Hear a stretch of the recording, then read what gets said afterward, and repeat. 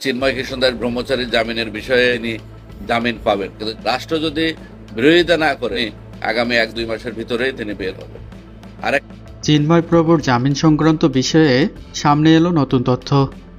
রাষ্ট্রদ্রোহ মামলায় আগেই জামিন পেলেও পরবর্তীতে আইনজীবী আলী ভত্তা মামলায় আবারও গ্রেপ্তার দেখানো হয় চিন্ময় প্রভুকে, যে মামলার বিচার কার্যক্রম এখনও শুরুই হয়নি।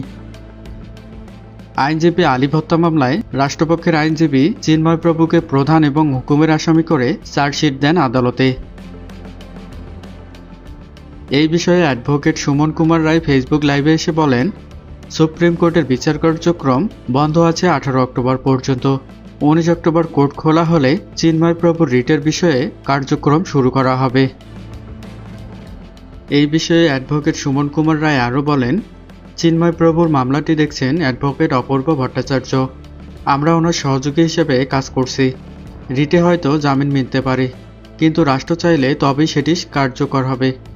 অ্যাডভোকেট সুমন কুমার রায় মনে করেন, চিন্ময় প্রভুকে নিয়ে দেশি বিদেশি নানা ষড়যন্ত্র চলছে, যে কারণে হয়তো তিনি এখনও জামিন পাচ্ছেন না।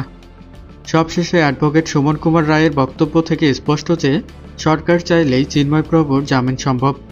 অর্থাৎ এখন প্রশ্ন হচ্ছে, রাষ্ট্র কি আদৌ চাইলে চিন্ময় প্রভুর মুক্তি দিবে, নাকি এই মামলাটি রাজনৈতিক ও আন্তর্জাতিক প্রভাবের কারণে আরও দীর্ঘায়িত হবে।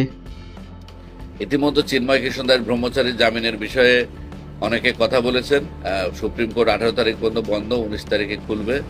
তা আমরা সেখানে কাজ করছি। আমার বিশ্বাস যে তিনি জামিন পাবেন, কিন্তু জামিন পেলেও এখানে আইনগত যে বিষয়টা না জড়িত, তার থেকে বেশি জড়িত কিন্তু রাষ্ট্রীয় সিদ্ধান্ত। আমরা যে কথাটা সবসময় বারবার বলি, রাষ্ট্র যতক্ষণ পর্যন্ত চাইবে না চিন্ময় কৃষ্ণ ব্রহ্মচারীর জামিন, ততক্ষণ পর্যন্ত কিন্তু এই জামিন তিনি হয়তো বের হতে পারবেন না। জামিন পেতে পারেন, আবার যেভাবে ওনারা স্টে করেছিলেন সেভাবে আবার স্টে করবে। আইনজীবী আলী ভত্তা মামলার রিটের কার্যক্রম শুরু হলে জানা যাবে চিন্ময় প্রভু আজীবন কারাগারে থাকবেন নাকি জামিনে মুক্তি পাবেন। আপনারা কি মনে করেন, চিন্ময় প্রভু কি এবার জামিন পাবেন? কমেন্টে আপনার মতামত জানাতে ভুলবেন না। সবাইকে অনুরোধ করব চ্যানেলটিকে সাবস্ক্রাইব করে পাশে থাকার জন্য। ধন্যবাদ সবাইকে।